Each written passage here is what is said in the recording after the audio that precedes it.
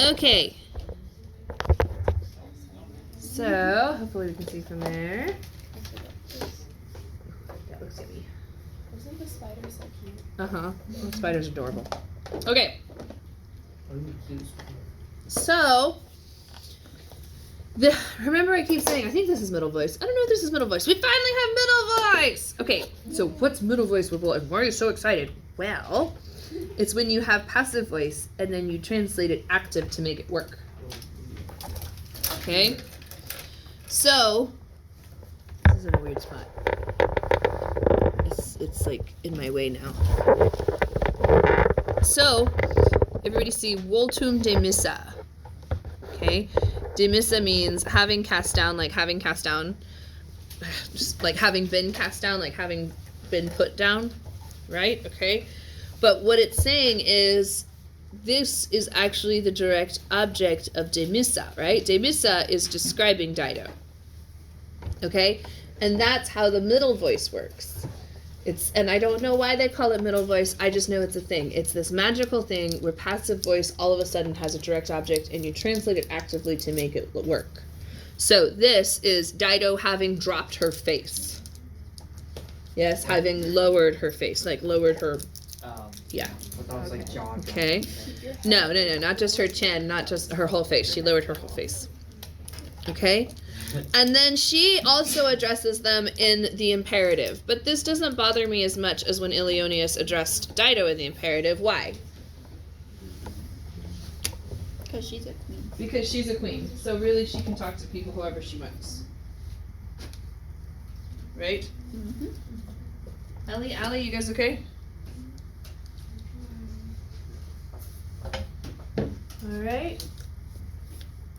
Oh, there's Far. There's Far. I had to run out in a hurry yesterday because I had a meeting, and so I just now came back and was like, wait, where's everything? Okay, so loosen or fear from your heart, which is poetry for saying don't be afraid, and relax your cares, secludite. Okay. I don't have a whole lot more to say other than look, middle voice. And how angry I am that they stopped it where they did for the AP syllabus. Are you scared for Caesar coming back?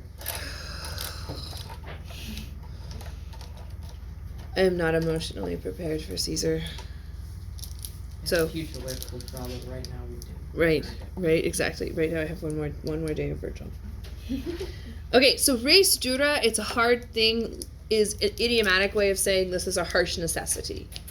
Okay, like we know her damage, we know her backstory, we know that her brother could come up anytime, but she says, like, not wanting to get in front of, and not wanting to get into all of it because of the newness of the kingdom. Right?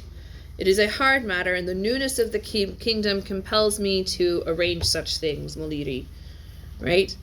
And to widely hold a guard at my borders. Okay. And then this part right here is interesting. Fast Talker did a good translation. But the quis nesciat would be who has not heard? Like, what kind of person hasn't heard about the city of Troy? That would be where I add in who raised you. Yes? Like, what do you mean you don't know who John Wayne is? Who raised you? Okay? So what kind of person does not know the city of Troy? Me. All right. And the virtuous men, or such, or the Incindia, the I just lost the word. The conflagrations of such a great city, so the destruction of such a great city.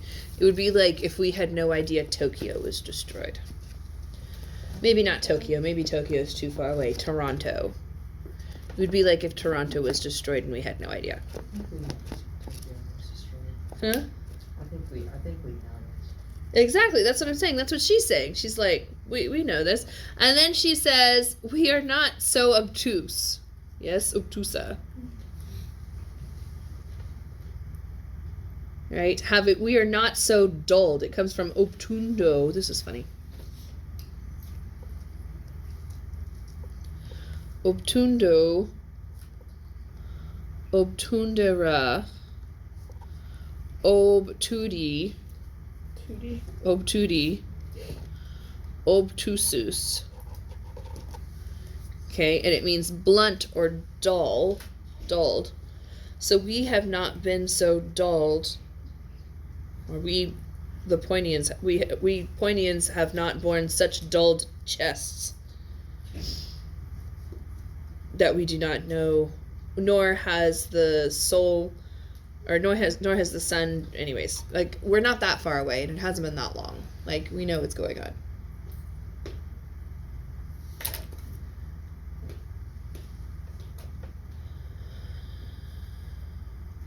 Okay, and she goes on to say, okay, so you're looking for other Trojans and other lands. That's fine. I will send you safe with help. And I will help with resources. Okay? And then there's kind of an unspoken or if you wish to remain here, I will hold you equal with these kingdoms. Okay? So she knows what it's like to be a refugee. She knows how to treat refugees. I'm just going to let that sit for a minute. So Dido is vulnerable for many different reasons. She's a new country. They haven't even finished building their political buildings yet. And she's faced with a group of people who are no relation to her, who are also refugees. And what does she offer? To treat them equally, to take them in if they want to be taken in. What else does she offer if they don't want to be taken in? To give them resources and help. Protection. To give them protection, to give them the resources they need to do whatever they need to do.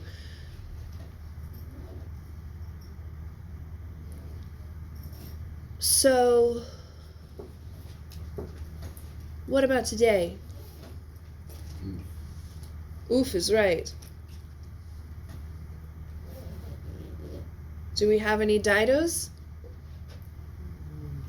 in today's politics? Oh, Not America. yeah, but like, not really. I mean, it's much better than Australia. They just like kick illegally. It's hard to get to Australia. If you get to Australia, I think they should be allowed to stay just from job well done. But that's just my opinion. But there could be people yeah, like not big. well, if I remember correctly, Germany was taking in a lot of refugees, and it has not. Oh, there is one country I know that there. I don't remember what it was. Yeah. Right? Didn't the European countries get really mad because of that? And it ended up being really good for Germany. Really good for Germany. Pakistan accepted a lot of these Syrian refugees and stuff. Yeah. Well, that's good. So we do have some Didos. This is only in the Middle East region, though. That's the other. America, do better. Yeah. I put So it on Middle East YouTube. countries accept Oh, other Middle yeah. Eastern countries. Okay. That's convenient for them, but that's think of all the people who have been turned away here. Think of all of the There have been a lot of children that's been turned away too. just Yes. escaping violence. So like. yes. So according to Virgil, is that the way we're supposed to treat refugees? No. No. No, it's not. Even if she goes crazy, she knows that this is good. Yes. It's So the key word here is pariter. I don't want to box it like a verb because it's not a verb. It's just a pariter. Equally. Yes? I will consider you equally with me in these kingdoms.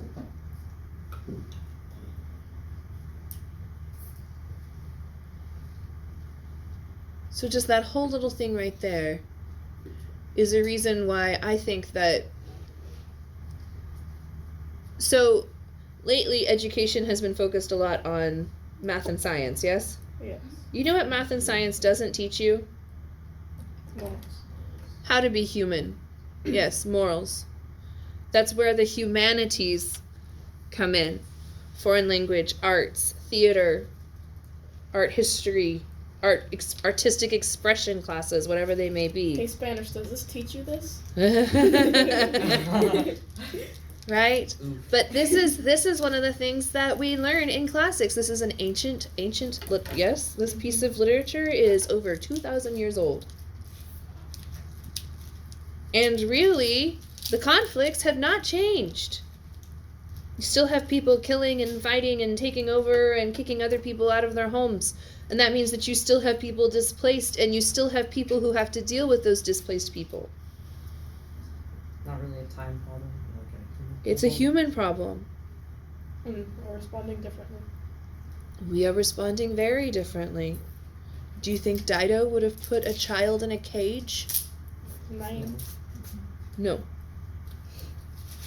There's no way Dido would have even allowed anyone to even consider blowing them up before they come into the harbor, right? But she didn't blow them up. If they think about it, if they'd really wanted to sink them, they would have sunk them. They were probably just warning shots.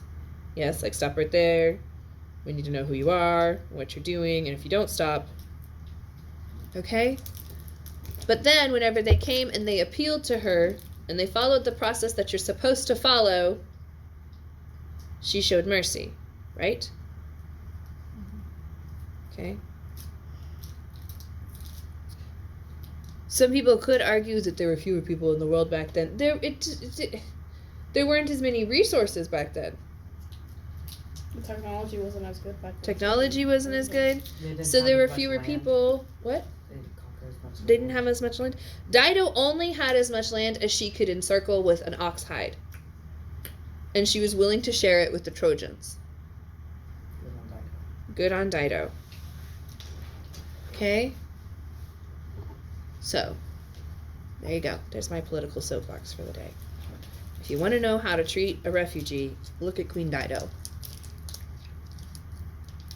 Yes? Before all that. Well, even after. She's still not turning them away or anything like that. In fact, her argument is, no, I want you to stay here. Where are you going at the end? At the end of book 4. Yes? Yes. All right. Does anyone else have anything to add? Anything they noticed?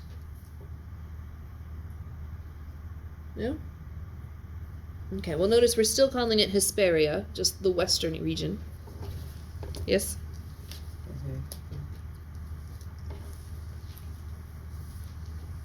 Okay. And then she goes on, and she says, right here. Would that Aeneas himself, the king, were in the same, we're here, okay, right?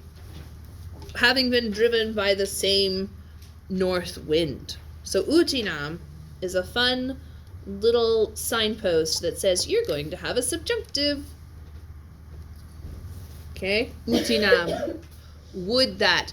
This is the word you would use if you wanted it to be snowing. Would that it were snowing. Utinam ningat. Yes? Would that it were summer. Utinam sit aestas. That's I know that's not how you say that. Shut up, internet. So didn't you dare comment on my video. Just trying to make a point. Okay. Yeah. Anyway, so utinam lets you know, and that particular subjunctive in this case is ad foret.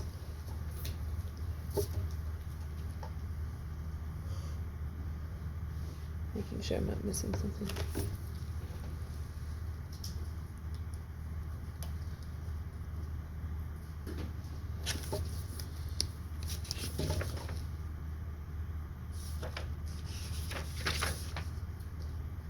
Okay. It's an optative subjunctive, it says. Alright?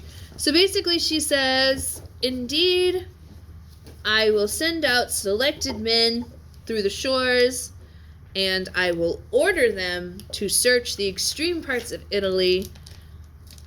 I'm summarizing here, just in case he got tossed up on the shores or into the forest somewhere. Or in a different city. Like, we'll look for him. Okay? So, she takes men, she offers them help, she offers them resources, she even offers to help them find their lost king. Yes? Like a flood victim that's lost everything and they're showing up and they've lost their dog. You're like, oh, not only will I help you, I'm also gonna help you go look for their dog. Anyways, okay, that's actually pretty much all about this particular section. The main thing that we want you to see here is how calm and reasonable Dido is. Yes? She's fair, she's equitable, she's generous, she's receptive. Now, you could argue that she's all of these things to the Trojans because the gods set it up to be that way, right? We translated that part where Jupiter's like, I'm going to send people down and it'll be fine. Yes? Okay, so it could be that, but probably not. Probably she's just good because before all of that, remember, she was Dux Femina.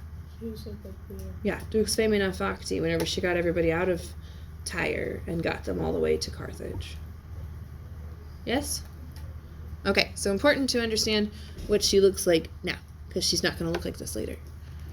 Okay, questions before I turn off the camera?